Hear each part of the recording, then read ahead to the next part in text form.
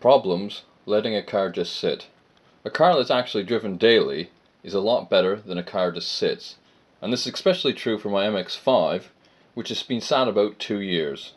When I bought this car, it already had been sat for about a year, so by then quite a few problems had developed. So the problems to look out for are: number one, the tires. They can get dry rot wherever they're touching the ground. And also, they can develop flat spots where they've been sitting on the ground, or just general warping of the tire itself. Number two, the life of the battery can be drastically reduced. The battery needs to be used regularly just to keep the voltage topped up and to keep the battery in good health. Disconnecting it over long periods doesn't really help this at all. To get around this, I just use a charger from time to time just to keep the battery topped up. Number three, rust can appear in places, even on the chassis.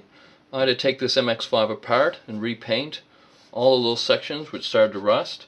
Number four, imperfections in the paint may develop if it's not looked after, if it isn't washed from time to time. And if you leave it outside, especially under a tree, sap can really wreak havoc on the paint as well. Number five, engine components can seize up. The valves and cylinder walls might get corroded from the lack of oil movement.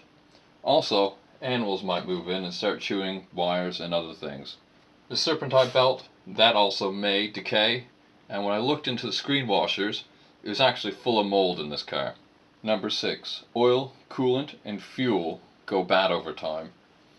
These all need renewing, which I've done on this car, if the car's been sat for several months or even years. Number seven, anything rubber or electrical will degrade over time, and if it's not used, it'll start to develop faults. The brakes are no different. They can get corroded, and you can also get moisture in the brake fluid.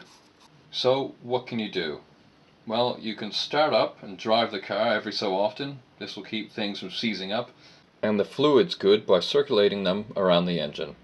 Wherever possible, store the car in a garage, or at the very least, if it's outside, under some sort of tarp or cover.